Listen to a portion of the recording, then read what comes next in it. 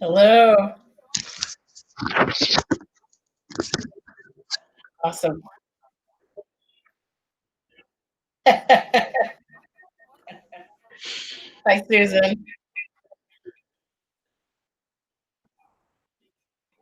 Okay.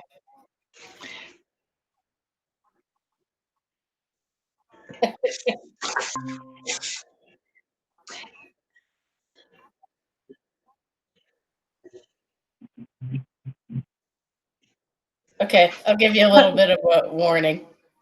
One of the things we talked about was making sure we had a co-host so that somebody else who was, unless you're super actively at the meeting, which we didn't have previously, so that somebody else could.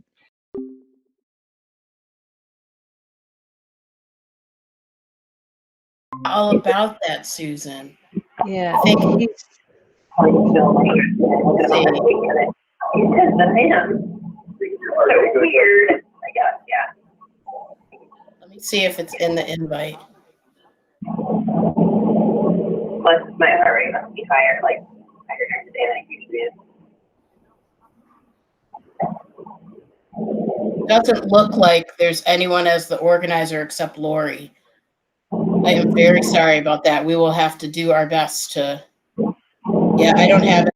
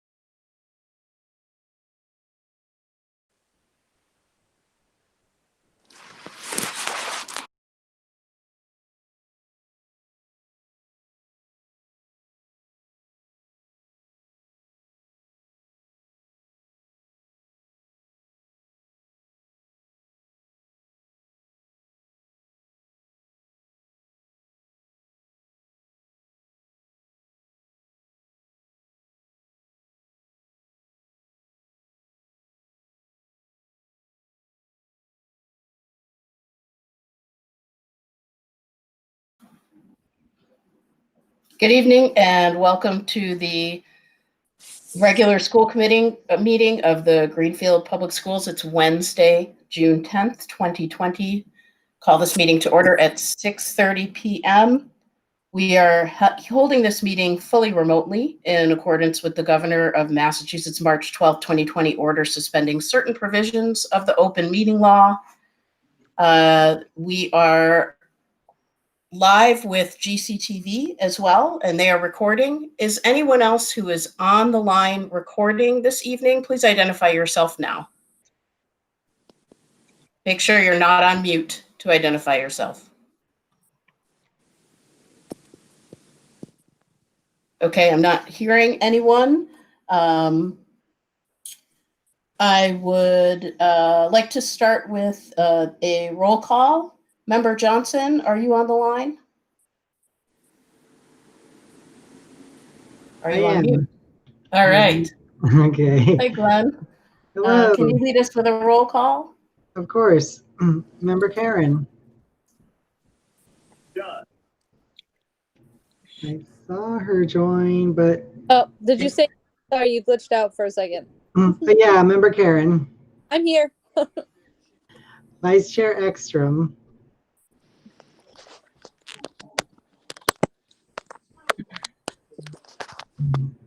Secretary Johnson, that's me. I'm here. Chair Proietti. Here. Member Wall. Here. Mayor Wiedegardner. Here. All right. Member Hollins, have you joined? No Member Hollins. Other than that, we're all here. Thank you. We'll move right into the next item on the agenda, which is the approval of the draft minutes from two previous meetings, May 13th, 2020, which was our regularly scheduled May meeting, and May 26th as well. Do I have a motion to approve the May 13th meeting minutes? So moved. Member Karen? Yep. Second. And a second from Member Johnson. Any discussion? Hearing none, we'll move to a vote. We'll have to do a roll call vote. Hi, this is Susan. Can you guys hear me? We can hear you. Okay, Do you have yay! I tried before and no one could hear me. Okay. Oh, good. Did you have something about the minutes? I got nothing. Nope. Okay. Nope, I got nothing. You just want to make sure we can hear you. That's perfect. I love it. So let's move to a vote to approve the May 13th, 2020 meeting minutes. Member Karen. Yes. Vice Chair Ekstrom. Yes. Member Hollins. Still not here. Secretary Johnson, I'm a yes. Chair Proietti. Yes. Member Wall. Yes. Mayor Wiedegardner. I was not there, so I'm going to abstain. All right. The motion carries. Thank you. And we'll do the same. I take a motion for approval of the minutes from May 26th. So moved. Second. Okay, so I've got Member Ekstrom and Member Johnson. Member Karen. Yes. Vice Chair Ekstrom. Yes. Member Hollins. Still not here. Secretary Johnson, I'm a yes. Chair Proietti. Yes. Member Wall. Yes. Mayor Wiedegardner. Oh, I feel bad. I wasn't there either, so I'm going to abstain. The motion carries with 5 yeses, 1 abstain, and 1 absent. Mayor Wiedegardner, I've heard you were not only a little busy, but maybe a little bit injured as well. So you're excused. Oh, thank you. Well, I wasn't for either of those meetings, but I was busy. We'll I just go wasn't with it. injured, but I'm injured now. I hope you're feeling better each day. Each day gets a little better. I have Good. physical therapy tomorrow. They're about to find out what a terrible patient I am. For those on the line who don't know, the Yeah. mayor has broken a bone. And yeah, not fun, especially in this No. humidity. Not fun at all. Okay, so we're going to move into public comment. And I understand there are 2 people already who are on our list who have indicated before the meeting started that they want to be recognized for public comment. Each person will have 3 minutes to speak. I would ask Member Johnson, would you be so kind as to time the 3 minutes for us? I will. Thank you. And so when I call you, you will state your name and address for the record. And you will have 3 minutes to speak on whatever you'd like. And my first person is Kia Burton King. Good evening, everyone. My name is Kia Burton King, 27 Riverside Drive, Greenfield, Mass. I am speaking as a parent this evening of a rising 4th grader and a rising 7th grader. It saddens me to learn that we have let go of one of the most amazing teachers I have met. Jamie Witherell taught both of my children. My son looped with her for 3rd and 4th grade, and my daughter for 2nd. I know this is a time of tough decisions, and we have a long road ahead, but I just want to let you know that you all have made a wrong decision, and I do not support it. Since the beginning of this pandemic and the combination of national protesting for racial justice and equity, my concerns grow as I try to imagine what reopening schools will look like. I continue to look at how our district is responding and preparing for next school year to meet our children where they are at. And I hope that that's with love, respect, and compassion. I found comfort knowing that teachers and staff like Jamie Witherell are treasures and are superheroes for this city, our district, and our children. We're just lucky to have them, and I'm sorry, there's an airplane going behind me. Are lucky to have them, and those are the faces that I expected to see my children, my neighbors, in our future when they walked into the halls of Newton School and GPS, or if they have to turn on cameras this fall. I can't believe that you have let her go. The seeds of love, kindness, diversity that she poured into our students, the amount of fundraising, the amount of positive publicity she has brought to our school, the willingness to explore new curriculum, the openness to collaborate where in a field it can be easy to keep the good stuff to yourself. She gives it freely. She gave it freely. And this is how I learned that I guess we show loyalty and gratitude. She helped bring a yoga star from the UK to my son's class after countless extended school days. She was always there for PTO meetings. She could be seen making phone calls to reach families.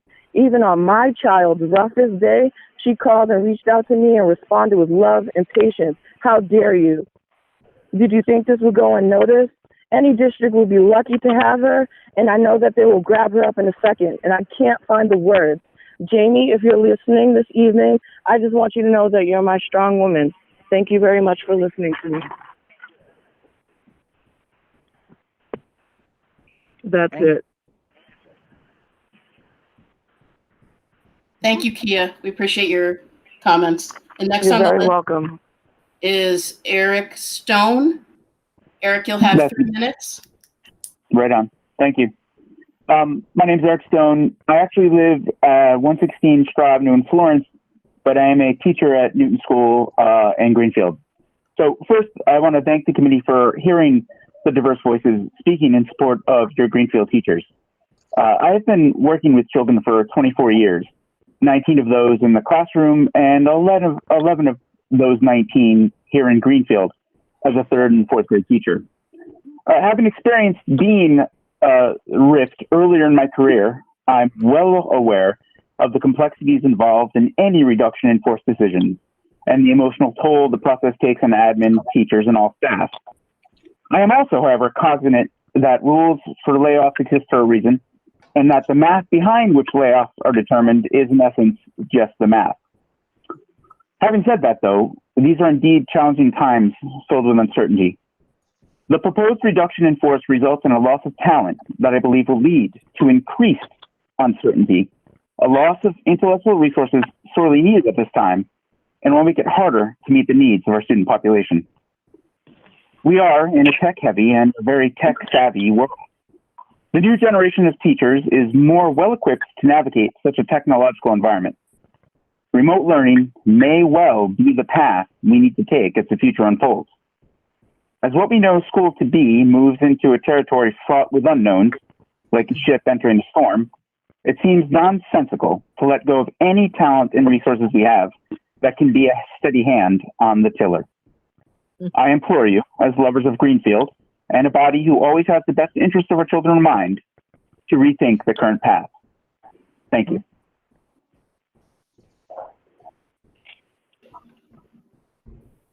Thank you, Eric. That's the end of our list. Is there anyone else on the line that is interested in being recognized for public comment? Yes. Go ahead, please, with your name and in the town you live in. My is, and I am from Greenfield. I live at 245 Conway Street. I'm sorry, we missed your name. The line cut out. What's your name? Oh, sorry. Erin Donnelly Drake. Thank you, Erin. You're recognized for 3 minutes.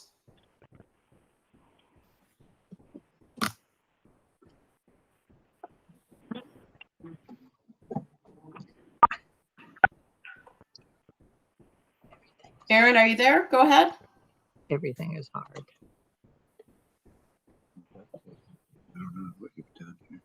Well, we screwed it up. Okay, while we figure that out and wait for Erin to come back. Hi, Hi. school committee. This is Rachel Cummings. I think Erin and I were both speaking at the same time, which is why you couldn't hear us. Okay, but later Okay. Is Erin still on the line? need a new one. Erin Donnelly Drake, are you there and prepared to speak? I think she's gonna try to call back. Okay.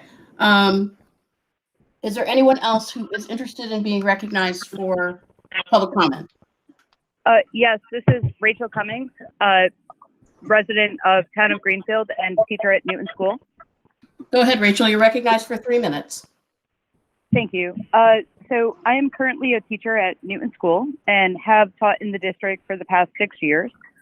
This includes several years of being a classroom teacher at both Newton and GMS, and more than several years as a robotics coach here in Greenfield. There are days that this teaching job is incredibly hard, and I have weighed heavily upon my predecessors as conveyors of knowledge, support, and sometimes something as simple as a hug and a tissue. I have a lot of respect for the Greenfield greats. Especially those who have traversed the world of educating students as a whole, and especially those who I work alongside with me to provide the best education possible for students in Greenfield. That said, I do think that with this new level of budget cuts, a lot of the folks who we're losing have a skill set that a lot of the greats, my elders who I have so much respect for, need to work together with the passion for teaching, but also embracing technology. And as I look at some of the cut lists, I really want to urge the school committee to think about how education is changing and how some of the folks who are cutting might be the perfect bridge between the greats, like the amazing teachers who I respect so much, and the teachers who have the technological ability to make this new learning possible. That's all I have to say. Thank you, Rachel.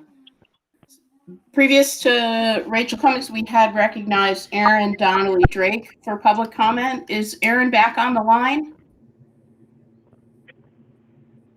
Yes, I'm here. Can you hear me this time? We can hear you. Please go ahead. You have 3 minutes.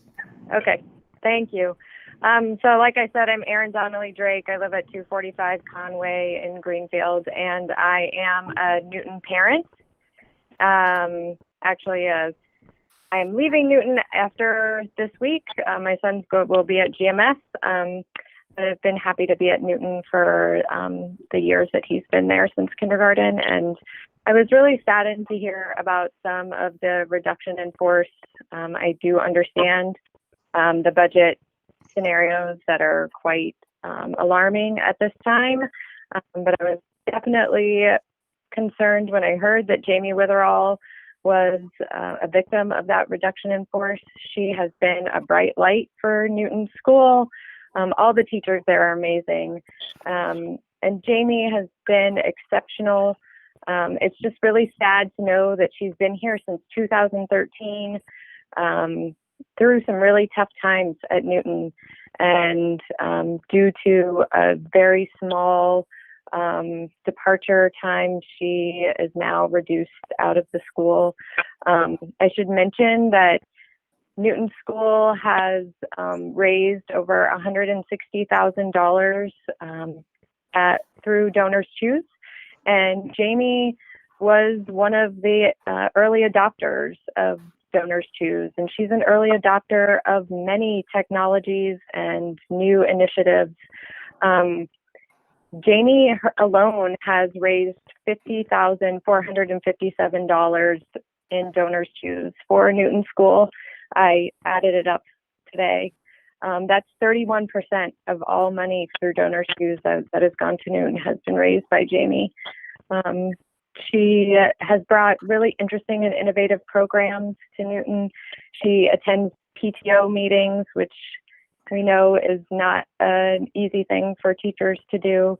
And I should mention also that Newton is I think it's 45% minority student body, and Jamie is one of the only classroom teachers of color in the entire school. It would be a tragedy to lose a teacher of color at a school like Newton School, really at any school, but especially Newton. I really hope that the school committee can find some money. I know that you can often hire back students who have been, or teachers who have been risked, but this is when you lose talent. This is when you lose the teachers who are the best. And I would really hate to see Jamie go. I hope she's listening. She's an incredible teacher. She is so important for Newton and for the Greenfield schools. And I hope that something can be done. Thank you. Thank you, Erin. Is there anyone else interested in being recognized for public comment that's on the line?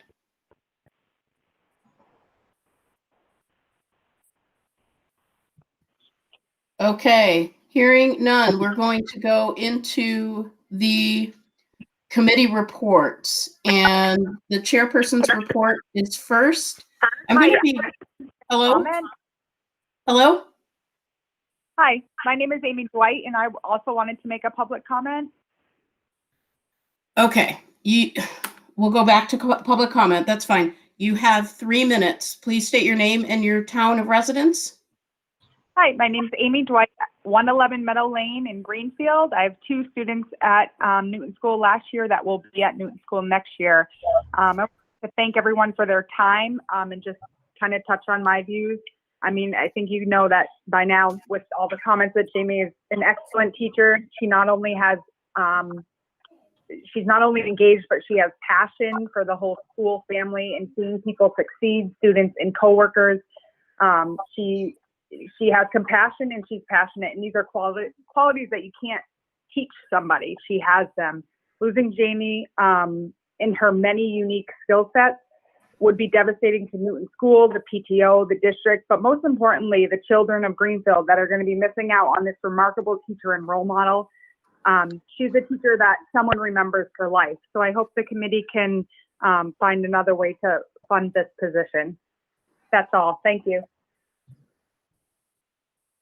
Thank you very much, Amy. That will be our last public comment for the evening. We're going to move back into the committee reports. As I mentioned, I'm going to have a rather brief report. I have just 3 items I'd like to touch on for the committee as well as for the public. The first thing I want to talk about is related to the timeline for our shutdown for the COVID-19 pandemic and the leadership response from specifically the state government. We are in a predicament.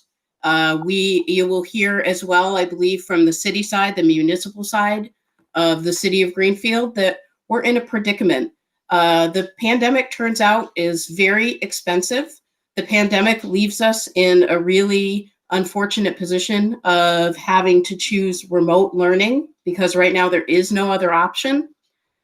And what we have found from our partners at the state level is that specifically from the DESE, which is the governing body at the state level for the K through 12 schools, and the Commissioner of Education for the K through 12, their guidance for what to do and when to do it has been woefully inadequate. The cliche, I think, applies, that is too little, too late. I will give one example of what we're talking about. They have issued guidance at each step of the way, and the guidance for how school districts should do their graduation ceremonies came out just around Memorial Day. And every district in the state had already been planning for weeks, if not 6 weeks to 2 months, on what to do with their graduation ceremonies, absent any state guidance. And what it shows, and has shown in each step of the way, that's just one example, is that we are not getting a whole lot of helpful guidance, timely guidance, and we're certainly not getting any monetary resources at this time from the state level. They have not started the process of identifying what state budgets will bring to cities and school districts in fiscal year 21. And the state, as well as local areas, have spent tons and tons of money that they don't have trying to dig out of this pandemic experience. Like I said, we are in a real predicament here, and we're not getting a lot of help. We will be looking at the local level to identify solutions and move forward, because we have to start planning. I heard a quote recently that I'm going to mess up. I actually think it was maybe Member Johnson that said it, something about you can't plan for everything, but the planning process is important, something like that. And I think that's what we're going to need to do at the local level, is to begin to plan as if we don't have the guidance from the state, and do our best to prepare for all sorts of possibilities for summer as well as for fall. And in case anyone is wondering, we've barely gotten the guidance for what to do for summer school programs for our students. Again, too little, too late from the state level. I also want to recognize the impossible job and attention to detail that it requires for the superintendent to make decisions around the reduction in force. You've heard people in public comment mention tonight about the reduction in force. Those are impossible decisions. Teachers are dedicated professionals who work incredibly hard and are under-resourced every step of the way. And to have to reduce them at all is just an impossible decision to make. And I want to recognize that the superintendent has done that in a timely way, based on the contracts with the unions and the timelines those require, as well as an attention to detail to make sure that we're getting the information across to the correct people at the correct time. And I want to recognize that. These are impossible decisions, and I appreciate, and I know I speak for the other school committee members as well, we all appreciate the feedback that we receive from the public. It's important for all of us to be involved in our schools and engaged in what's happening and understanding why it's happening and at what times. The last thing that I want to just briefly touch on is by far the most important. Speaking of things that are happening at a national level and a local level as well, it looks like we are in the middle of a huge upheaval that has been a long time in coming, with the systemic racism and systemic discrimination in our country. And I want to specifically note that there was an amazing outpouring of support for real structural change in Greenfield last Saturday. I would say I was a spectator, and I would say that our March for Solidarity had at least 3,000 people in it. It was peaceful. It was just a wonderful acknowledgement of how much this community and Franklin County care about these issues and fixing and righting all of these wrongs that have happened over generations in this country. There's a lot of work to do, but I want to recognize that, there were teachers, students, staff members, people from across the leadership of the community that were a part of the March for Solidarity last week. And it just shows that in Greenfield, I do believe we can do the hard work. And that is my report, and I'll move right into the superintendent's report. Thank you, Chair. Before I begin my report, I would like to see if we have with us a special guest on the line. Dean or Josh, are you on the line with us? If you are, could you unmute yourself, please?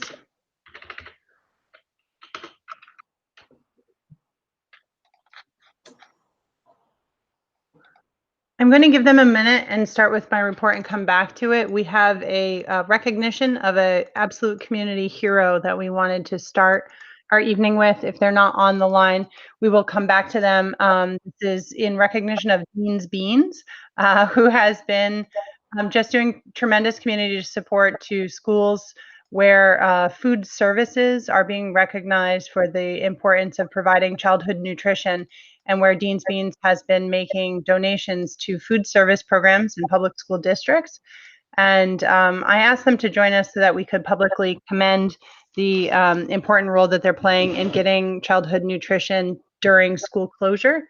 And they have made a donation of $5,000 previously to the schools, and they followed that up again recently with another $5,000 donation specifically for the food service program. This program allows all youth 18 and under to eat for free.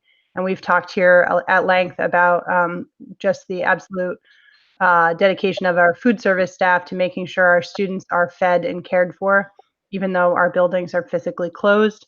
And if we are able to get that connection, we will come back to that later on. I want to just touch briefly. We don't respond to public comment directly by policy, but I want to talk generally speaking about the budget and the budgetary process.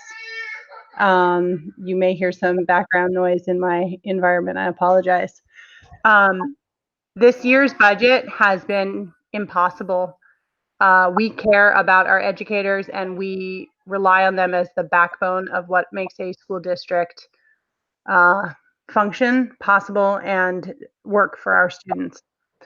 This year we had the reduction in the school committee's budget as necessary to meet the mayor's budget. And we made those reductions in accordance with discussion at the Budget and Finance Subcommittee and the full committee, the contractual guidelines in the Unit A and Unit C contracts, and state law. But in addition, we have no idea what state funding will be or will not be available. And there are still deadlines that you have to meet, and there is no asterisk in the law that says, by the way, if there's a COVID-19 pandemic and the state legislature has not yet told you if you have the same level of funding, no funding, what your funding is going to look like, then you can go ahead and wait on this. And the committee has an obligation based on case law to employ anybody that they do not give timely notice that they may not have that position next year. And the simple fact is, with 20% projected revenue decreases at the state level, we simply don't know if we will be able to continue employing everybody in the manner that we did this year, certainly, and we just don't know what that budget will entail. And in discussion with the committee at the subcommittee and full committee level, what we've done is balance to the mayor's budget and then made additional reductions in force beyond the mayor's budget with 110% hope that we are able to recall each and every one of those people. These are absolutely some of our best and brightest. These are adjustment counselors and school nurses. These are teachers, these are special education staff, and art staff. These are interventionists and math specialists and science teachers. They affect all of our buildings, and there's not any one of them that we could presently do without. These are integral positions that we need. Overall, there were 20 Unit A positions that were recommended for elimination or reduction. Those are teachers. And 23 Unit C positions. Those are instructional assistants or behaviorists. These are real people, real jobs that, as you heard tonight, several people speaking about the impact of even just one such teacher makes a tremendous difference.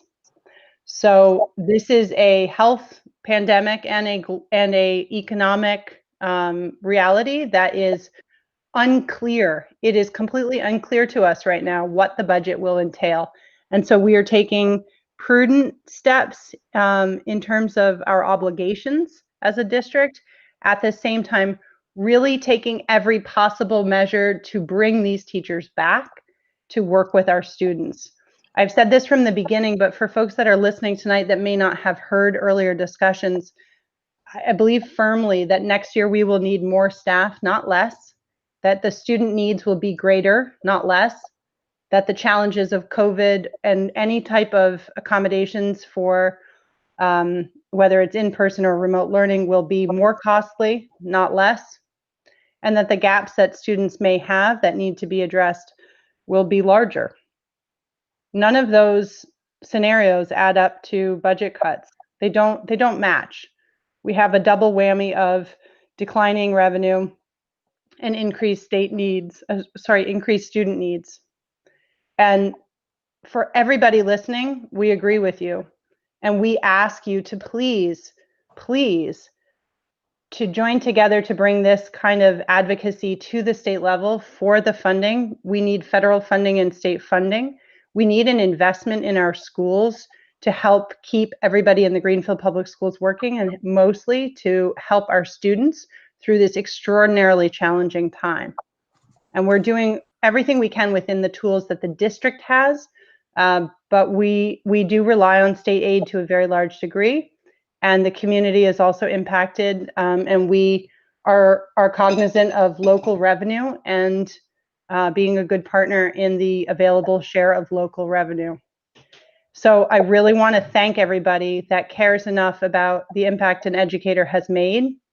And we are, honestly, I can say I've had individual conversations with many of the people discussed tonight about how we might find a way to keep them. And that's my heartfelt wish, and I couldn't agree more.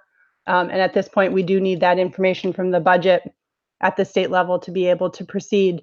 And then I hope to be able to see these people all return to Greenfield. One note is that we work hard to eliminate positions where there's a retirement or a vacancy first. So please understand that we work very carefully to say if somebody's retiring, if that position can be eliminated and we can move people, that's always our first choice. And it's also what's outlined in the contract. It's good for people, and we really try to influence the fewest number of individual teachers in that way. But as you can see, the impact is extraordinary, even with that. And I want to end my report here by just talking about the restorative practice and restorative circle work that's taking place. I want to echo the chair's statements. There will be an op-ed appearing in the local paper that was authored by the Collaborative for Educational Services with the input of Greenfield and other member districts that we are, as a school community, school superintendents are signing on to and really trying to express our support for social justice education, anti-bias education, and for the importance of the role of public school systems in bringing about systematic change, addressing systemic inequity, and helping create environments that are safe for all students. So that's something that we hope to move forward, and I know will be discussed by this committee tonight. But we've really been focused beyond the statement level. We've really been trying to focus on what can we do for students. So today at Greenfield High School, the high school staff held a restorative circle for social justice. focused on racial equity. There's been training going on for teachers and staff, and we've been working on expanding existing initiatives. Whereas I think 4 or 5 years ago, when we were beginning restorative practice at the high school, that was a tremendous investment in a new way of thinking, a new way of going about things. And today, those practices are part of the culture of the high school. They're a way that educators and students can connect, so that when national and local events take place that require that level of support, that's a tool that's at the ready. I will say it is more difficult at a distance. It is harder to connect with students and the community. And we do need to hear from people. And we do want very much to provide supports to our students and our families and our staff at this difficult time. So I'll end my report there. Thank you. Thank you, Superintendent. Any questions for the superintendent from the school committee?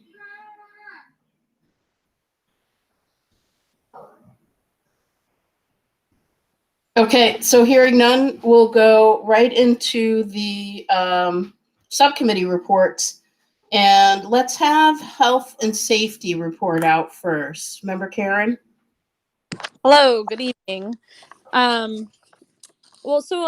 We talked about a lot of really important things, a few that have already been talked about tonight.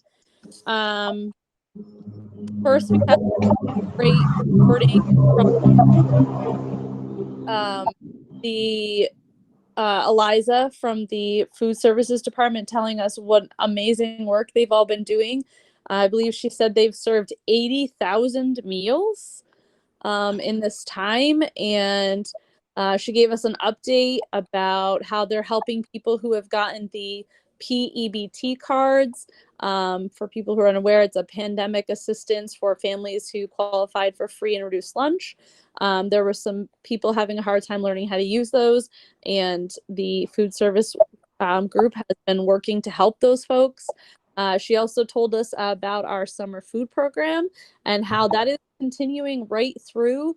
There are a couple of changes in location, or a location that will close for a week but then reopen to give our staff some break.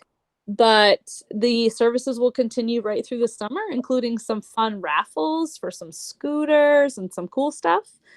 That was a really wonderful report to receive.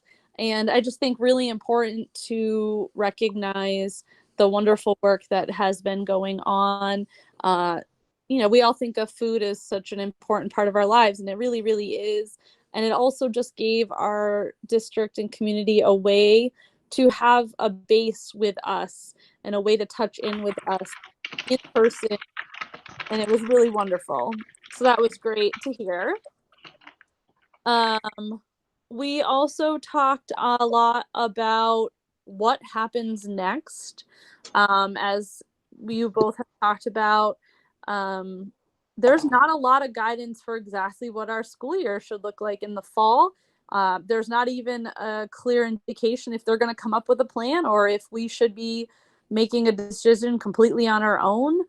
They did come out recently with guidelines about PPE needs, what they expect each district to have, what they expect the cost of that to be.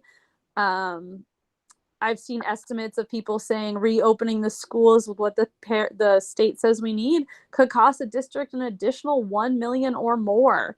So it's really an important time to think about the next step, and it's frustratingly lacking, the information coming forward.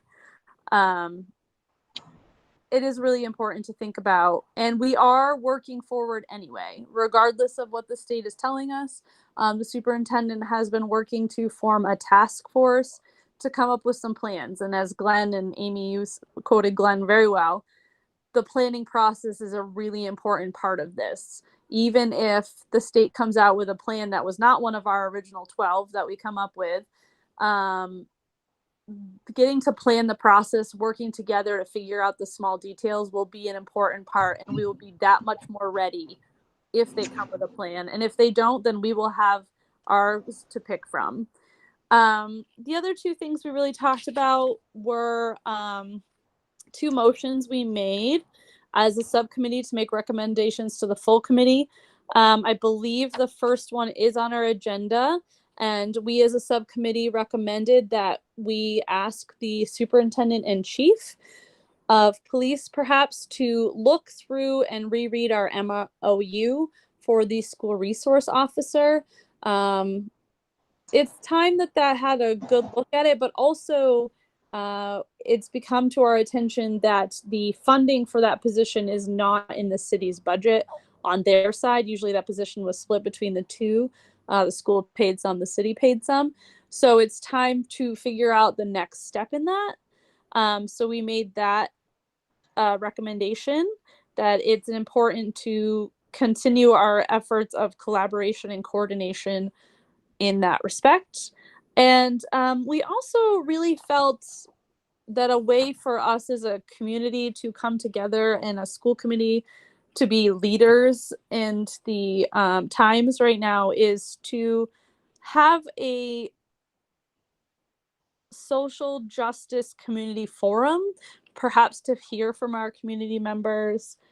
So we put forward a motion affirming our support of our school's approach of handling anti-racism and social justice, and looking to perhaps have a community forum where we can be a listening body, a learning body, to see where we need to go next. And that was a very long-winded report, but there you have it. Thank you, Member Karen. That is the most I've ever heard you talk in a school committee meeting. So it's but you can put it on your Facebook Live events tonight. I do think it sounds like your conversations were very timely, and that at your subcommittee meeting, it looks like you hit on at least two of the three new business items that we have tonight. So I appreciate that very timely work. That's great. And I think we can, when we discuss the anti-racism resolution, item C, I do think we can roll in what your committee is recommending in terms of moving forward with anti-racism and social justice. So thank you for that. Yes. Any questions for Member Karen from the school committee members about health and safety? All right. Thank you for that report. The budget subcommittee, Member Ekstrom, do you have a report? I can't even remember if we had a meeting. If you're talking, you're on mute.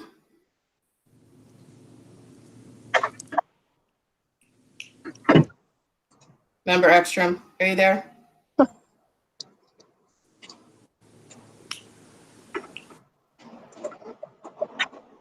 All right, so we're going to move on. Once Member Ekstrom is with us, she wants to give a report from Budget and Finance Subcommittee, she can. So we don't have other reports under the committee reports. We'll move now into new business with the first item under new business, which is the principal appointment at the Discovery 8 School at Four Corners. Superintendent Harper, what can you tell us? I think you might be on mute. Full disclosure, I texted the superintendent to tell her to put herself on mute. So it's my fault that she didn't unmute. So Katie, if you think your report was long, mine resulted in being told to mute myself.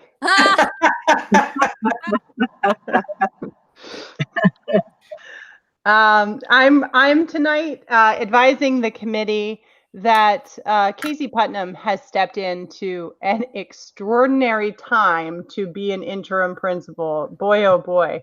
This is a challenging time for everybody, veteran administrators. It's like dog years is like a nice way to say it. It's just a crazy time. But to step into it in an interim capacity and as your first role as an administrator, I think that takes a special dedication.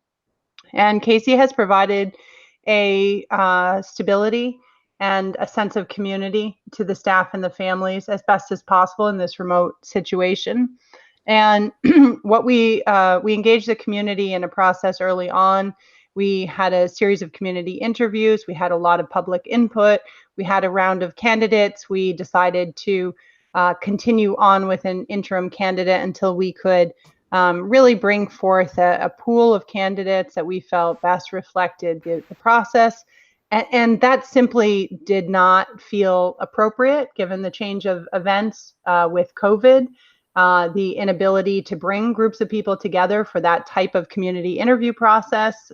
We were having, I forget how many, 20 or 25 of us in a room holding interviews. And most importantly, I want to continue the continuity and consistency that I think has begun to develop under Casey's leadership at Four Corners. Because she is first and foremost an educator here in Greenfield with a number of years of experience, because she's licensed and qualified for the position, and because she has the support of her staff and the community. I've really seen a tremendous deal of leadership from her in the short time that we've been in this situation. And it is the right thing to do to move forward and appoint Casey as the principal of Four Corners School, so that however we open the school year next year, families can at least count on seeing a familiar face and the style of communication that they've come to expect working with her. So I'm bringing this to the committee tonight and to the broader public. It is not an item that the committee needs to vote on, but I certainly hope you will join me in congratulating Casey. After the evening's discussion tonight, I will enter into contract discussions with Casey. Hopefully she'll accept it. I think she will. And it would be our honor to have her serve as the permanent principal at Four Corners. Thank you so much, Superintendent Harper. Is Principal Putnam on the line with us tonight? Do you know? Casey, are you with us on the line? Yes, I am. Can you hear me? I can hear you. Look at that. We didn't even have to tell you to unmute. You're like a pro. I see why they want to keep you over there. Thank you for being on the line with us. Thank you for stepping in at Four Corners and really doing such an amazing job in this very strange time. I really, really appreciate all of your extra effort. I thought I was getting more of the school committee chair hate mail this week, but it was actually all of your staff emailing to say what an amazing job you're doing and how they want you to be the full-time principal. So I don't know how much you're paying them, but good work. That was excellent. That's a joke, people. I appreciate that they support me, and I am honored to work with them. They are a great staff, and it's been my pleasure to work with them, and they've been very supportive and helpful during this crazy time. Well, thank you.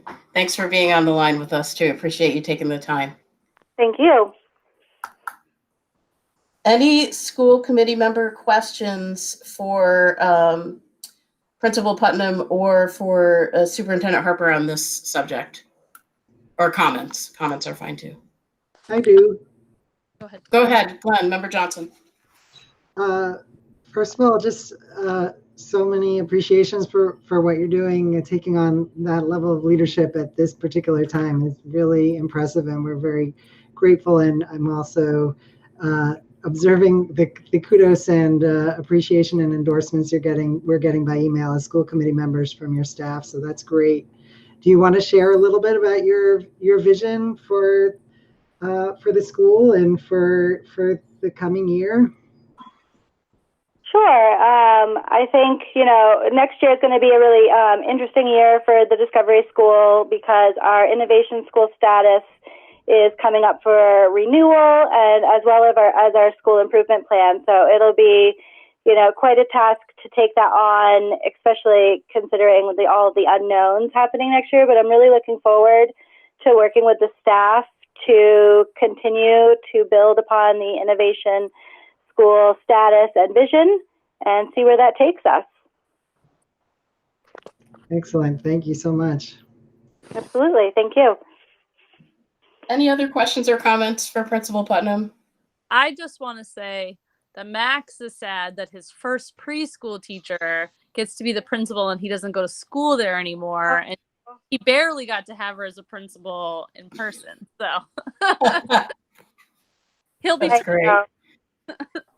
It's been so nice to see the fourth graders kind of leaving Discovery School and getting to see them as they're stepping up to the middle school, since I had so many of them as preschoolers.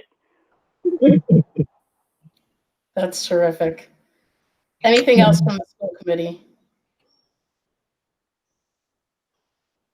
All right. Well, thank you again for joining us, Principal Putnam. We appreciate it. Best of luck as you move forward. Report back to us as necessary. I will. Thank you. Thank you.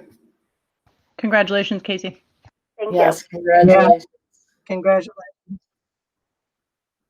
Okay, so let's move into the school resource officer update, the SRO. That's item B. I think, this is usually the Superintendent Harper show when we get to this portion of the meeting, and this is no different. Jordana, can you give us an update on this? We did hear some from health and safety. Is there anything you'd like to add? You make it sound so much more interesting when it's a Superintendent Harper show. Wait, before you guys go on, can you hear me? Oh, Yes, I'm we can hear sorry. you. Member Ekstrom, all right. I forgot about your budget update. She had to, remote stuff. You know how it is. You're back. That's all it is. I am so sorry. So we're going to move back. No, Thank you for it's fine. interrupting me. I am managing the laptop, my phone. I got the iPad out. I've got the dog barking. We're all doing the best we can. We won't talk about my son's issues tonight. We'll just move on. I mean, we can, but probably let's get it off the record. Budget and Finance Subcommittee report, please. Member Ekstrom. So I just wanted to speak a little bit. What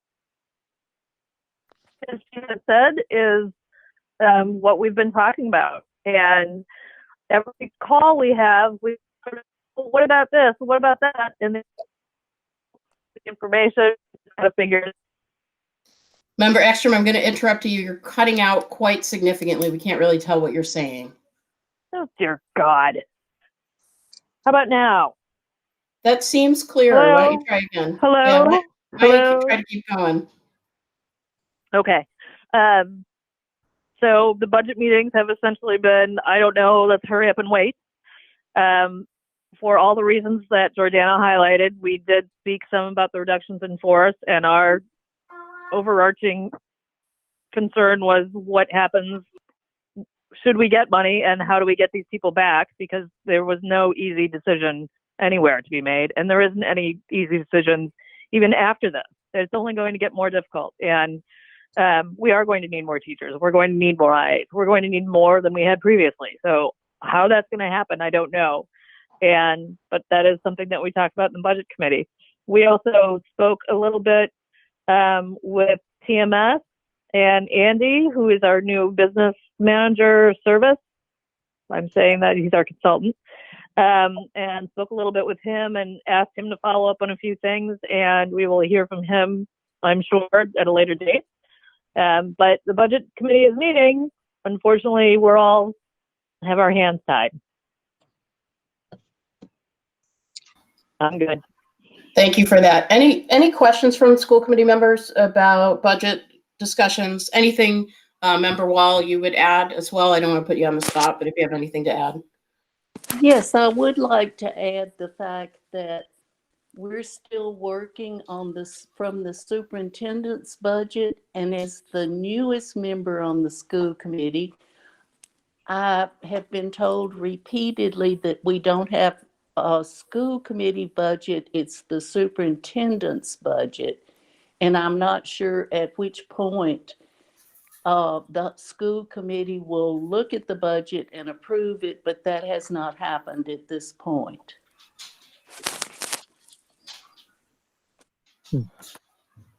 Member Wall, are you specifically talking about changes that are being made to bring it down to the mayor's budget? Yes, I am. I see. We have not had the opportunity to vote on any of the changes. I would just like to put that on the record. Thank you for that. Any other further comments from school committee members about the budget, or Superintendent Harper, would you like to comment on any of that? Sure, Chair. I just want to echo a bit what Member Wall said. Because this is in development, our last meeting was prior to those RIF notices. So our business manager is not on the line with us tonight, but when our first target was the contractual deadlines, and then there are further reductions that we are going to recommend that may be administrative cuts, for example, other non-classroom. They don't necessarily have the same deadlines, but our entire goal is looking everywhere in order to bring back and preserve those classroom teacher positions. So that entire budget proposal will come back to the committee and saying this is the balancing to the mayor's budget. If there is a further series of cuts based on state aid, then we're in a whole different scenario. And again, the Budget and Finance Subcommittee will need to further weigh in about the strategy in that scenario as well. So in other words, we're in the final stages of making these reductions to the mayor's budget at this time. And then that entire document has to come back to the school committee because it is a significant reduction of the 1.8 million from the school committee's last budget as it was passed, to get from the school committee budget to the mayor's budget. So that will come back to the committee. Thank you for that. And I do want to note that Member Wall does not speak very often in meetings, but whenever she does, the next comment is always, Member Wall has a good point. So we need to listen to her. I appreciate all of that. I agree. All right. So I have forgotten completely where we were. New business B, school resource officer. The dog's telling me that's where we were. Is that right? Can I just inquire, has Member Hollins joined the call? Let's take a look. I saw a 603 zip code or area code. So There is a 603 that is muted. Member Hollins, have you joined us? You unmute and give us a little roll call. Might be someone else. Yep, I don't hear anyone. Thank you, though, for checking. Okay, so now I'm remembering where we were. Back to the Superintendent Harper show and the school resource officer update. We gotta laugh a little bit, people. Is that like laugh a little. did I hear circus and three ring music going on?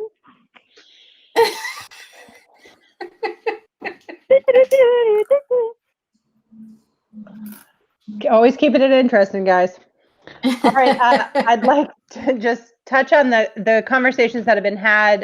Member Karen spoke about this in health and safety. There was also significant discussion at the town school meeting with the mayor and finance director. I've been in conversation with the chief of police and obviously the conversation here tonight. I'll just reflect back. I think most of this was said, but just to repeat it for anybody listening to this agenda item. As it stands now, the city budget does not include city-side funding for the school resource officer position. So in the police chief's budget that was passed to the mayor and then passed by the city council, there is no funding for the school resource officer position. That position has historically been split 50-50 between the school department and the police department. And over the last several years, we've had an MOU that related to training, de-escalation efforts, relationship building, and an effort to build relationships with students as a model, the school resource officer model itself. And our police chief, being a former school resource officer, I think understands better than anybody the goal of this position being about community building and supporting students. So that position has historically been split 50-50. There is a state law requiring school districts to appoint a school resource officer. However, given the funding situation that we're in, the need to prioritize educational and classroom supports for students, and the police department's withdrawal of funding on the portion that was typically funded by the city side. This is, it simply makes sense at this point to not fund also from the school department side, given the loss of educator staff that we talked about earlier tonight, and to have a school resource officer because it is required by law, but that individual would continue to work with the chief to determine how that role would be served. Most likely, that would be somebody on the Greenfield Police Department staff. There would not be anybody on site at the high school. And so the school resource officer position, as we know it, would then not be funded and not be present on the school property. Because this is a change to the last round of the budget that the school committee saw, I would ask for a vote of the committee affirming this action so that we can continue to make plans based upon that change and reduction. And I don't know if the mayor or others want to comment that were involved with those discussions, but I hope I've accurately reflected it. I do want to comment. Hi, Amy. Is that Mayor Wiedegardner? It is. Oh, yes, please go ahead. I'm sorry, there seems to be an echo. That's okay, you're fine. Yeah. So, as has been said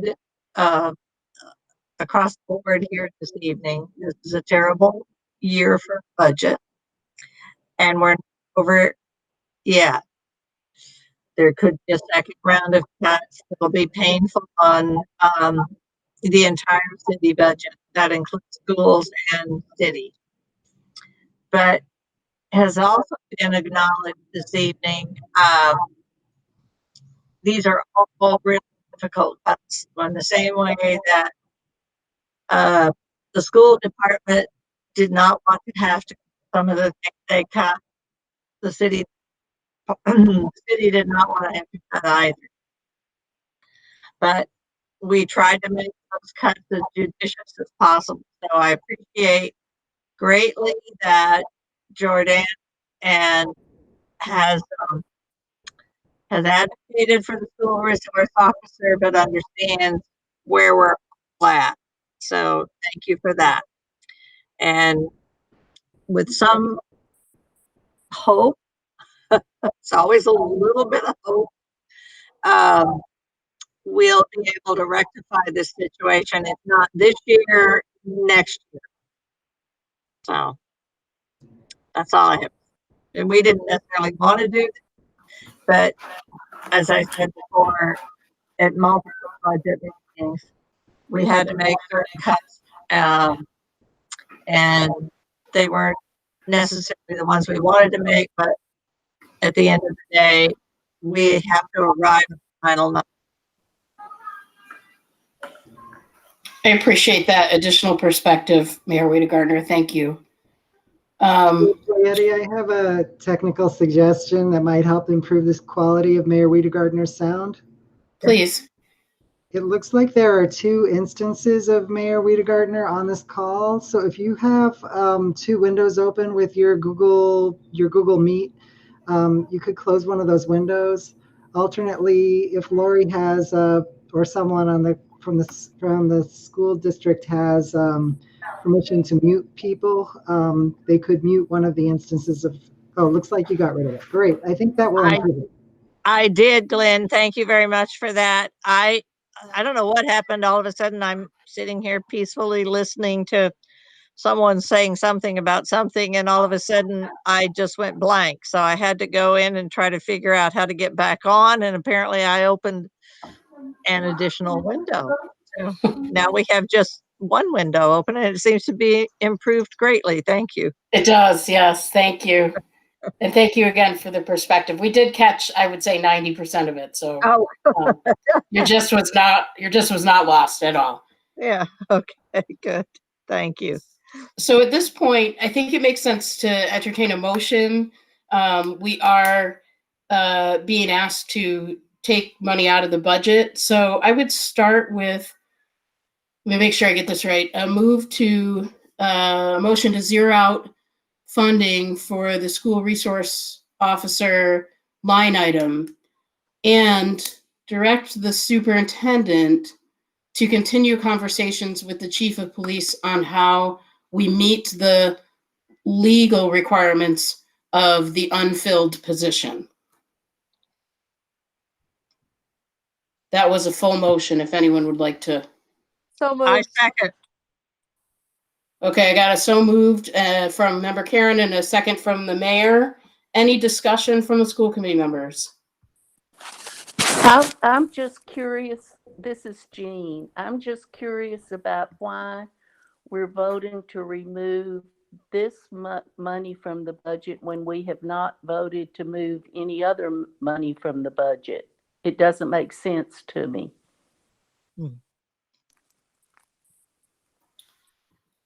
So I think that's a really good point, Jean. Like I said, we always say that after you speak. I think this one, I mean, from my perspective, this one's really clear cut, and the funding on neither side is technically available to fill the position. And we also need to move forward with making sure we can fulfill the legal requirements, the state mandated requirements of that position when we don't actually have someone in it.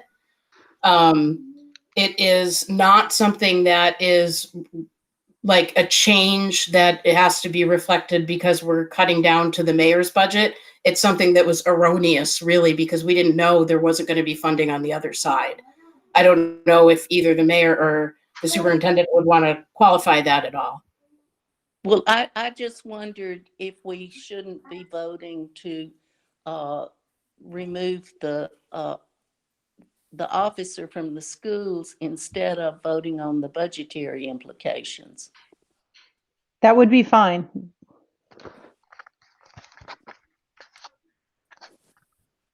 Superintendent's okay with that. Any other discussion around that from school committee members? I have some comments. Please. I'll also say, while I'm making my comments, I don't know if someone else can help troubleshoot, but Member Hollins is reporting by email that she is on but can't unmute herself. So I've been trying to help her out. Okay. I just tried to get on by Zoom, so maybe this is better. Yes, you're here. That's wonderful. Welcome. Okay, Member I was Hollins. on There phone. you are. Thank you. Okay. Welcome, Member Hollins. Please, Member Johnson, go ahead. Sure. I mean, this is being framed much in terms of budget discussions and wanting to review an MOU. And I just think it might be useful to put a broader frame on it. I think the reason it's really come to our attention is because of the killing of George Floyd by a police officer and the reminder to all of us of the trauma being faced by Black and Brown communities across the country. And want to acknowledge that I think the police department and its officers in our city are extremely hardworking, extremely well intentioned. And I think that the interest of having police officers in the schools in order to help build closer relationships with students and help them to see police as people they can turn to when they need help, to build relationships, and the work that's being done with the police department on, the school's approach to conflict resolution and de-escalation, cultural sensitivity, awareness of disability issues. All of that is really, really great. At the same time, I think that the state kind of law requiring a police officer in the schools needs to be re-examined, and I think I'm certainly hearing from a lot of folks in the community about that. And so I think that we have to kind of acknowledge that is part of the reason why this is on our agenda tonight and why we're discussing it. And I think that the budget is one of those issues where maybe the budgetary interests and our interests in how we serve our community and rethink how we go about things are lining up. So that's why I'm, in addition to the budgetary reasons, the substance of it is also something that I'm supportive of in terms of working with the police department to perhaps have a school resource officer who's on call but not actually in the schools, regardless of the funding situation. May I speak? Can anyone hear me? Please. And may I speak? Please go ahead, Member Ekstrom. Okay. So like Katie and Member Hollins, we were here the last time this came up, and we had a larger discussion about it. And I was pretty clear then, and I continue to be, although, you know, if my thinking is inaccurate, then someone please point it out to me.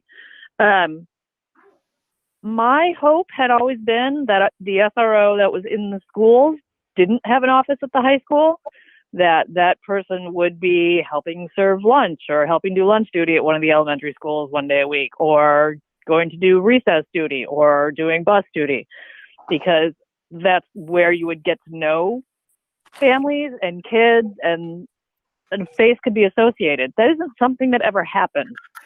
And so I think the intention of what the SRO was to be, and in reality were two very different things. And I've been reading a lot about defunding police departments this past week.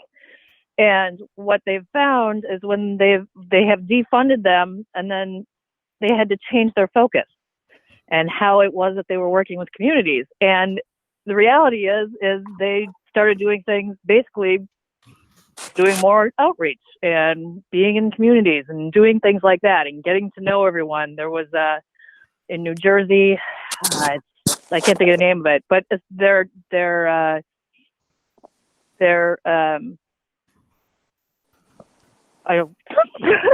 law breaking. That's not what I mean. Their arrests have dropped by 50%. I mean, because the police department has a whole different thing, and the community has embraced that different feel.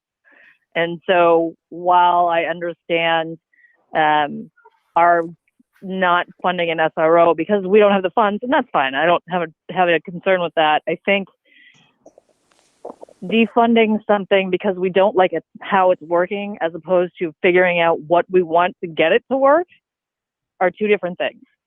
So that's my comment. I agree with that, with both of your comments completely, that there should be a discussion of whether the person should be in the current position in the schools, not around the budgetary implications. However, I totally get that it makes sense that we not fund this at this time. All totally makes sense. Right. But could I comment? Was that Member Hollins? Member Hollins, Yes. please go ahead. Could I have a comment? I had two comments. One was like Member Extra, I'm thinking back on this. My recollection from the beginning is that the SRO would never be in uniform or wear a gun in school. At least that's what I remember. And that I think the law doesn't allow the person to get involved in any kind of discipline. But I agree with Member Johnson, this whole issue of police and what they do anywhere in society and how they do it and what are the guidelines. It's really a lot to think about. In terms of the budget and a vote to remove it from the budget, I think going back to Jean Wall's comment, that we haven't really voted the budget with the decreases in it. And I think it's looking at this holistically. When we get to that, then this SRO should come up then for how it's going to be handled in the budget. I just think we should look at the budget holistically. And I agree, it's a topic that needs discussion. The last thing I'll say about this is one of the arguments when we talked about the SRO initially is that we have high school students that are in danger. They're in dangerous situations and nowhere to turn necessarily, no access to get themselves somewhere to speak to someone. And I think that was the initial idea, that students know they had somewhere they could go if there was violence in the home or something like that. but it's a bigger discussion today. Thank you.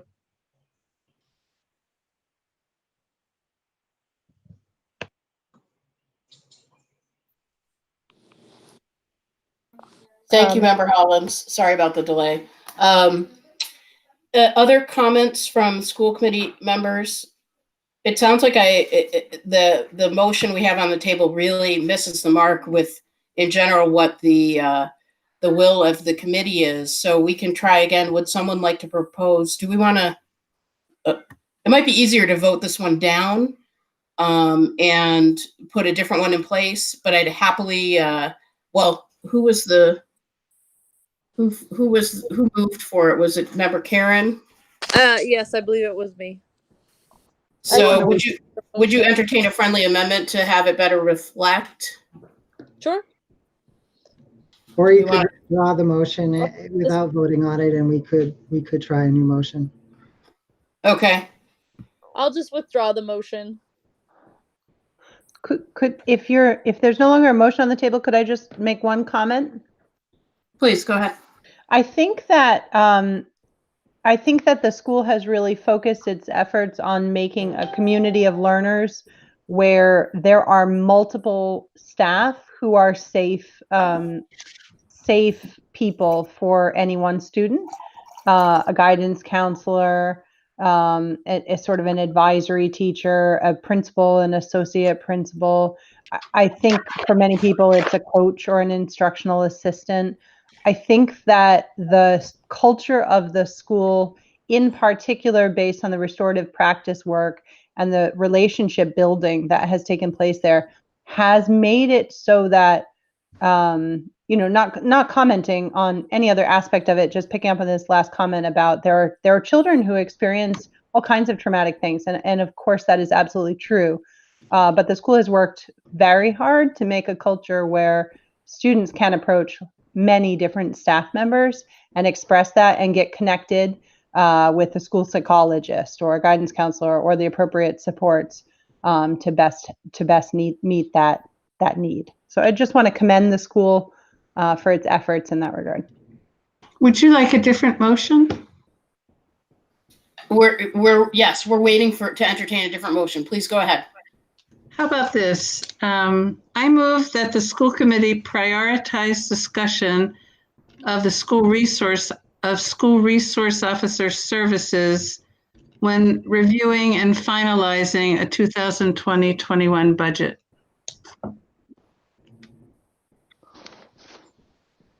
Motion's on the table. Do we have a second?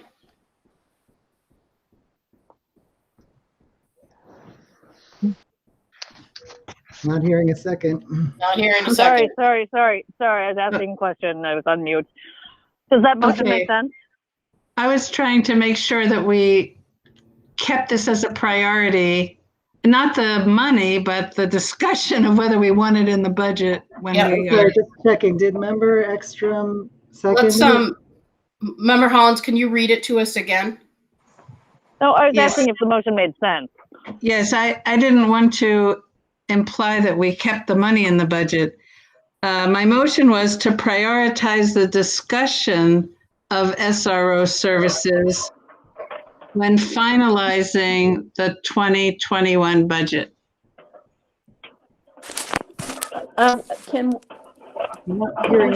Shouldn't we make a motion to authorize the superintendent to continue discussions with Chief Hague on how to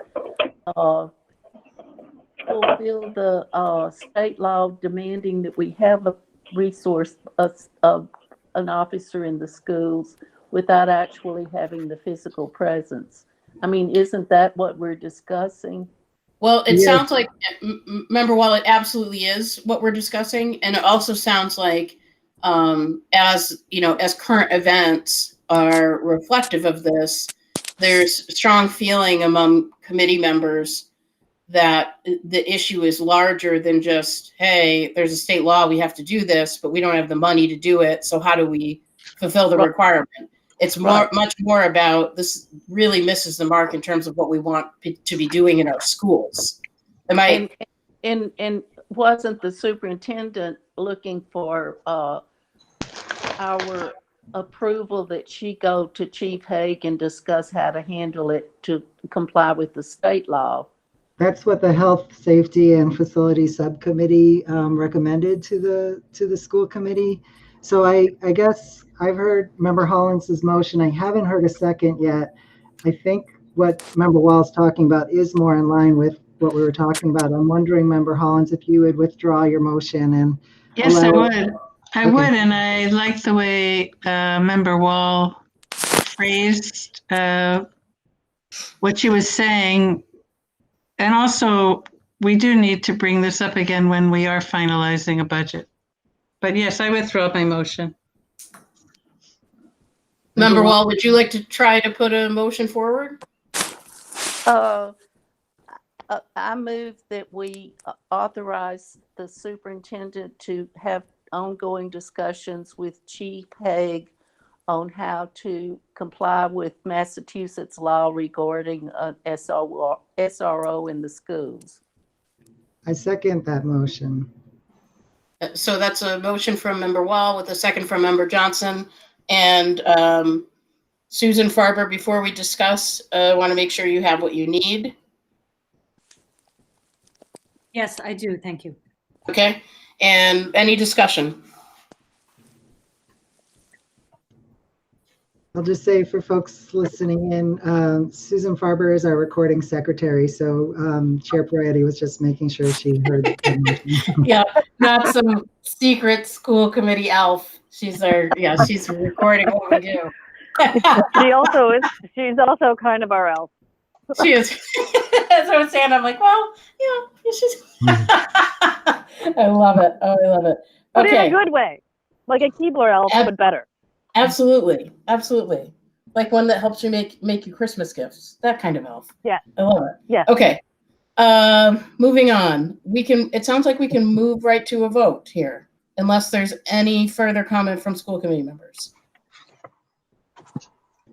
I just Okay. Go ahead. Say something earlier, and I really wanted to with Member Johnson that the spirit of the conversation is, while we appreciate all of the work and we think that the spirit of our school resource officer was to continue a continuity of community and safety for our students, that perhaps the reality is for some of our students having that presence is actually the opposite of what we would like to happen. And so that this conversation needs to continue about being whether or not we want that position. That's all. Thank you. With some ice cubes. The mayor needs ice cream. Me too. You bring it with ice. Don't forget she's injured. She needs ice Yeah. cubes. Ice. It's doctor recommended. Yes. Okay, Member Johnson, a roll call vote on the motion, please. Member Perrin. Yes. Vice Chair Ekstrom. Yes. Member Hollins. Yes. Secretary Johnson, I'm a yes. Chair Peretti.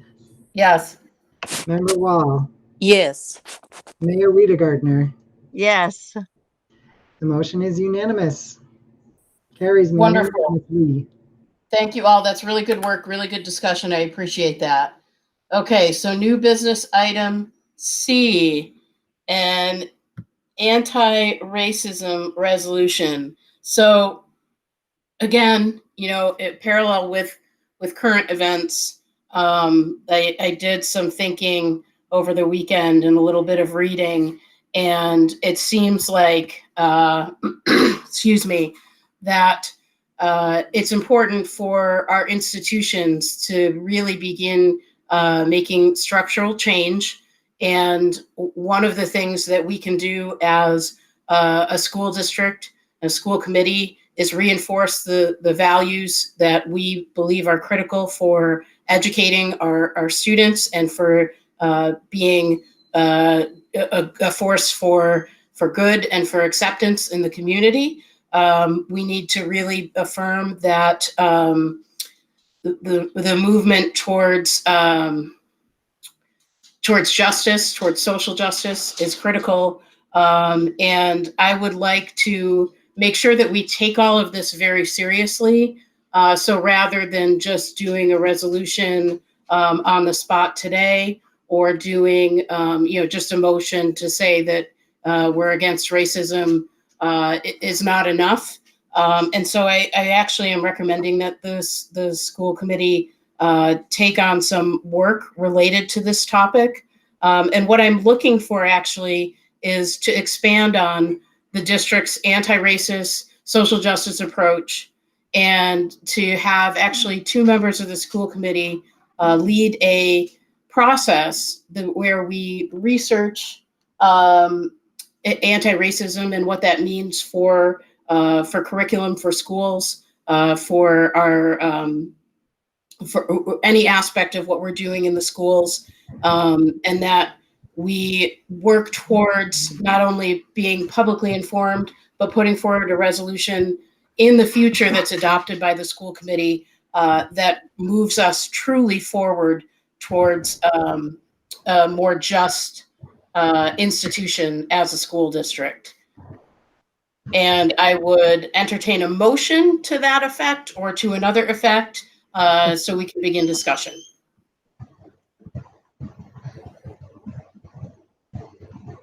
That was a large amount of information. Yeah, so let me break it down a little bit. I appreciate that. Can you give us a succinct idea of what you would like that motion to be? Yeah, I can make a motion and then we could have that to work off of. Please, Member Johnson, you want to give it a try? Sure. Sure. I move to authorize 2 school committee members to research and write an anti-racism resolution for adoption by the school committee at a later date. I'll second that. What I missed, I was letting the dog out. Member Wall seconded, I think. Is that right, Member Wall? No, Member I'd say Holland seconded it. Member Holland Okay. seconded. Okay. Member And- Johnson, could you repeat that? I did not get that. This is Susan the elf. Sure. Susan the elf. I move to authorize 2 school committee members to research and write an anti-racism resolution for adoption by the school committee at a later date. Thank you. Got it. I would like to speak to it. Okay, go ahead. Any discussion? I'd like to speak to it. Please, Member Johnson, go ahead. I really want to appreciate you, Chair Proietti, for having the idea of the resolution, but also the idea to not just kind of do something slapdash tonight. I think in anti-racism work, the how we go about things is as important as what we do. And that's certainly what I practice and teach and learn as I co-facilitate and lead racial equity work with nonprofits and social sector organizations.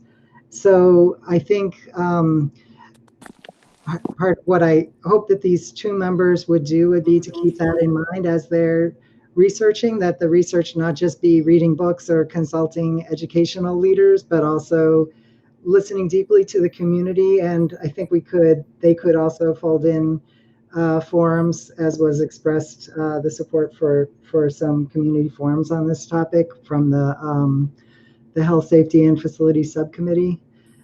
So that's why I wanted to make the motion, and again, appreciate your leadership on this, Chair Proietti. I'd like to second that, Glenn. You said it very well. It's exactly what I would have said. So Thank you both. Thank you. For any further comment from the school committee? I would like I have a I missed that. I missed that. I couldn't tell who that was. You got Member Ekstrom, and you also have Member Hollins raising her hand by video. Oh, okay. And now you're on mute, so no one can hear what you're saying. Me? Am I on mute? Chair Proietti was on mute. Oh. Whatever you just said. Yeah, we I wasn't trying to say anything, so. Oh, I was yeah. laughing. Holland. I'm on mute because the dog is barking her head off outside, and I'm laughing because I do have my camera on. I am not necessarily looking. So I'm sorry if someone was a member Hollins, if you were raising your hand, I'm sorry, I did not see that. Okay. What was the order, Member Johnson? I think we got member Hollins only because I was wrong. Member Ekstrom was not looking to speak. Okay. Member Hollins, please go ahead and Member Claren. I wanted to say first that I completely agree with the chairperson, that we need every organization, every institution needs to have an anti-racism commitment and resolution. I completely agree. And if Member Johnson thinks the way to do that is to have 2 members work on it, I agree with that. Part of my background is in change theory. How do you actually change institutions? And I think the resolutions are very important. I'm not sure that because we take a resolution, it means there's a change in our school. So what I know to be important about making a change in schools, particularly on social issues, and it's one of the reasons I have lobbied that we have $5,000 in each school for library materials. It has to do with enculturation, the knowledge that the resources we have for students, the materials we use for teaching, in addition to what we say, it enculturates students. So we need to look at our libraries. Do we have books with main characters of people from different races? Do we have books that represent the resolutions we want to take? And we need an inventory of the materials we're using in social studies and civics. What are the actual materials we use? What are their dates? And to make sure we have current materials. And then with teacher training, that's how you bring about the change we want by the resolution we have. So I would love to see those things taking place so we know what are the actual materials we're using every day with children, and do they see role models and different types of families, different types of races doing important things. Thank you. Could I comment, please? Please go ahead. First, I really appreciate and applaud the committee for wanting to undertake some kind of resolution in a thoughtful way. Of course, we have a policy on this, but I see the committee's effort here as trying to be a little more in-depth, a little more specific to the needs of the Greenfield community, and to really tailor a statement that reflects what this district's approach will be and how to undertake long-term change. So I really appreciate your leadership on that. I just want to touch on a couple of things. What I would like to avoid is studying too much in a way that actually prevents action. I can tell you tonight, we don't have enough books reflecting students of color. We just don't. Because we don't have enough funding for our libraries, every year we say we should increase our funding for our libraries. We need to do that. So I would wholeheartedly see the funding that this committee didn't yet move out of the school resource officer line, because that's also been sort of tabled for discussion. If there was a pot, any pot of money, doesn't have to be that pot of money, if any pot of money were freed up, then I would love to see that dedicated towards this purpose. We've been having this conversation at the district level, and today I sent out to all staff 5 of some of the key commitments that we need to double down on and undertake and really commit to. This is about action.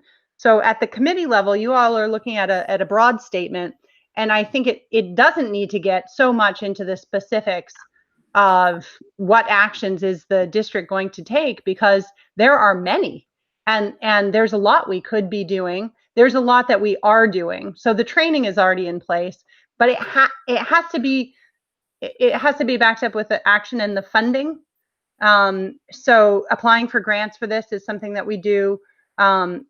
But I do just want to make sure that it doesn't become prescriptive, but then, oh, that's a nice idea, but we wait for funding. So I just want to, I think the committee is aware of that, and I applaud Member Holland's efforts to really focus on literature. It's tremendously important, and I totally agree. I just want to say at the beginning, I think if we can keep it high level about what the school committee is really interested in seeing, we're working with Racial Justice in Schools and a number of groups that will help us advance our actions towards that. So I don't think that this statement needs to necessarily get into all of the details of the how and the why, but I think it does need to reflect what you all want to see as an outcome and what the vision from this committee is for where do we want to get our students and our community. Thank you, Superintendent Harper. I think Member Karen also wanted to speak. Yes, I think I totally agree that we need to create a resolution, and the best way to do that is not to come up with something instantaneously as a thing. I feel like, and maybe I'm wrong, Chair Prayati, that really it sounded like you wanted more than just a resolution. And in doing my own research, I found a lot of school committees have actually created advisory committees that actually take on this as a much larger project. There was one district I looked at that actually created an anti-racism day every month, for example. We don't want to be prescriptive. We're not the ones making curriculum in the school, but as a separate committee, they were able to really focus on this, find extra revenue streams, reach out to community members who were willing to donate money separately just for this topic, really to be truly educated, not as, a school committee member, but as a person, perhaps of a person of color, saying, no, this is actually what we need to do. And this is what you will see best serve our community. One of the things I've really been learning is that I need to step back and listen and learn. And that's true as us as a whole committee as well. So maybe I'm wrong and I misheard that. And I do believe a resolution is extremely important. I just think maybe we need to find something a little bit more than that. And maybe that's a sort of subset of a committee or a advisory committee or a subset of the town's Human Rights Commission. I'm not really sure. But it Could we? I appreciate that comment, Member Karen. And you're right, I was looking beyond a resolution, but I didn't want to scare everyone and try to vote to defund the schools. That seemed like it was a little more probably than we were ready to go for, even though it seems like doing that for the police in Minneapolis is, an interesting start. It would get us some headlines. I don't know it would get us anything we actually wanted, but I am looking for real structural change, and I do think we need to start somewhere. And I think starting somewhere, part of the resolution piece, that was my initial thought, because in being involved in different forms of governance over my experience, resolutions call attention. Resolutions can really inform where a body stands on something.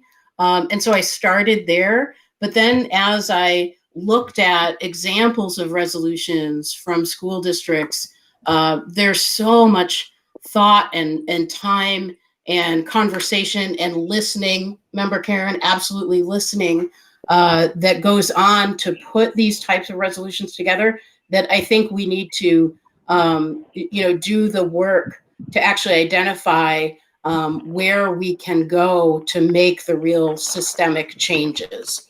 So I appreciate you trying to get inside my head with that. And, yeah, I am looking for more than a resolution, but I think we need to start with something like that.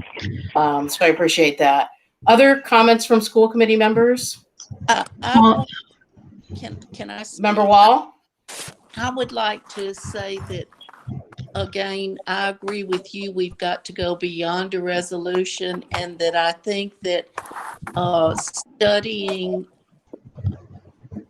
that there are so many talented people on this committee that have experience in this field will give us a much wider discussion than just a resolution, because I think we all agree that we are against racism, but we want to know what to do to stop racism and discrimination in the school system.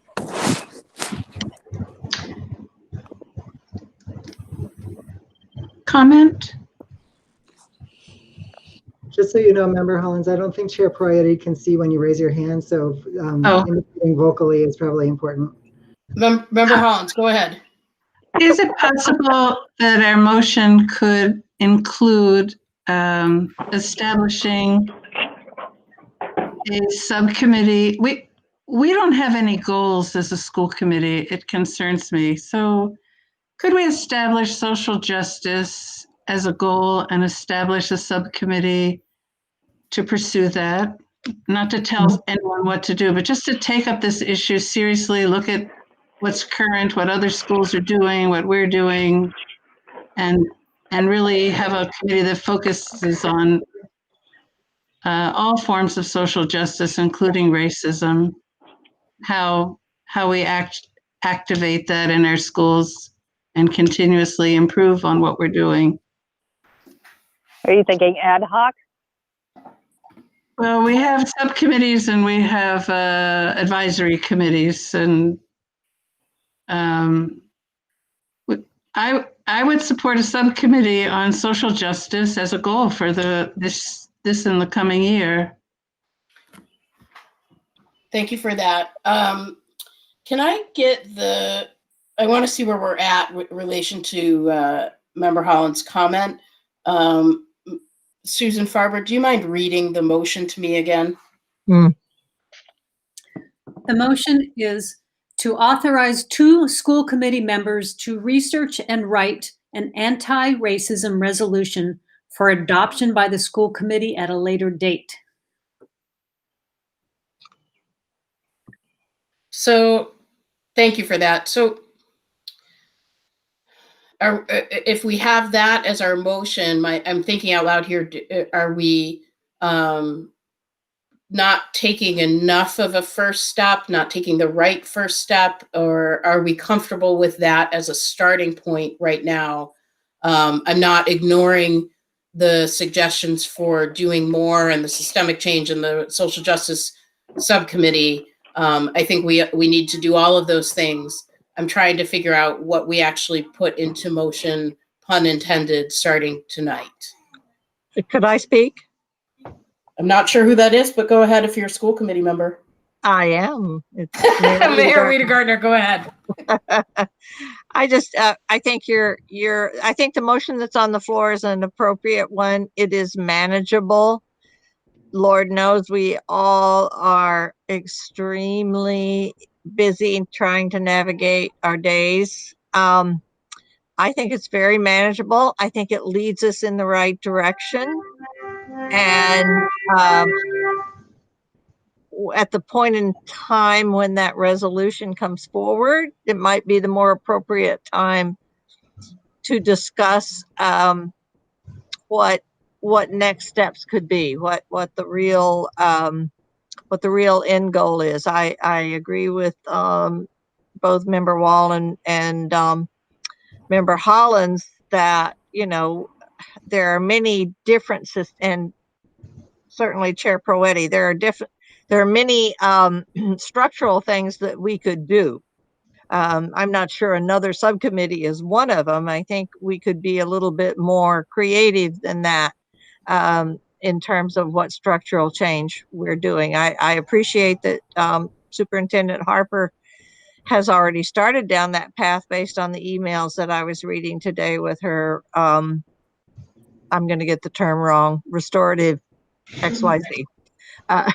Restorative justice. There we go. Well, no, Yep. restorative isn't restorative justice. It's a restorative something else. But You're right. We call it restorative practice or restorative justice, and they do the restorative justice circles, and we've been working with Strong Oak and the Walking and Balance curriculum. You're right on the money. So okay, good. So I'm just saying, I think this is an appropriate motion for this time. What it doesn't, I think we're probably going to need another motion that says who the 2 members are, or maybe it's just up to the chair to decide that and appoint. And if everybody's comfortable with the chair doing that, then I think we could vote this motion tonight. Thank you, Mayor Rita Gardner. Other comments from the school committee?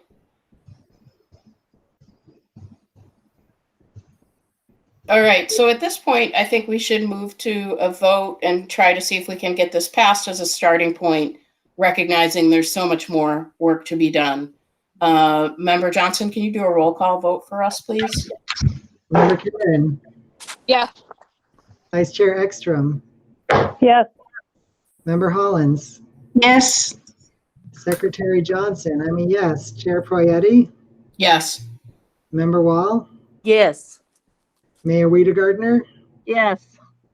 The motion carries unanimously. Wonderful, thank you. That's a good starting point. We'll discuss who the two members will be, and we'll do that in short order. And for tonight, we'll just know that two of us will work on it. All of us are welcome to give feedback, of course, as we move forward with the process. And let's see, any other business from school committee members at this time or from the superintendent? Okay, so I want to thank everyone for their thoughtful comments today. For people who are still on the line from the public, I really want to thank the 4 folks who stepped up and made public comment tonight. Since we've been doing remote meetings since March, this is the first time anyone's done remote public comment, so good for you all. We do want to hear from you, and we welcome it at any meeting. So thank you for that. I now will, let's see. So let me talk through this. We do have an executive session for school committee members only that we need to do. We will not be coming back into the public session. Am I correct about that, Superintendent Harper? I don't think there's a need to come back. Correct. Okay, so we will end this and we will move into executive session and we'll take all the time we need there. Ha. Now I've got you all where I want you. So I will, we'll do a motion to move into executive session first, and then we'll do a motion to end the public meeting before we move into executive session. Does that make sense? Anyone? Yes. That makes sense. I'll Yes, it makes sense. Okay, and I've told, I have to remember to read while we're going into executive session. We have 2 reasons on here for tonight, exemption number 2 and exemption number 3.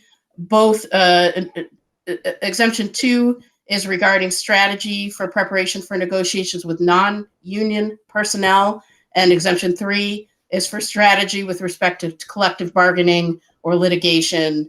And those are the 2 reasons we're using tonight. I'll entertain a motion now to move into executive session. I move we move into executive session after a 5-minute break. After a 5-minute break, and I've got a second from Mayor Wiedegardner. That is and correct. Roll call, please. Member Karen, Yes. Vice Chair Ekstrom, Yes. Member Hollins, Yes. Secretary Johnson, yes. Chair Proietti, Yes. Member Wall, Yes. Mayor Wiedegardner. Yes. The motion carries unanimously for entering executive session after 5 minutes. Okay, and now a motion to close the public portion of the meeting. So moved. Second. That was Jean Wall, and a second by Member Johnson. Roll call vote, please. Member Karen, Yes. Vice Chair Ekstrom, Yes. Member Hollins, Yes. Secretary Johnson, yes. Chair Proietti, Yes. Member Wall, Yes. Mayor Wiedegardner. Yes. Motion carries unanimously. We are adjourned. Okay, we'll see all the school committee members in executive session in 5 minutes. Thank you to everyone in the public who participated tonight. Have a good night.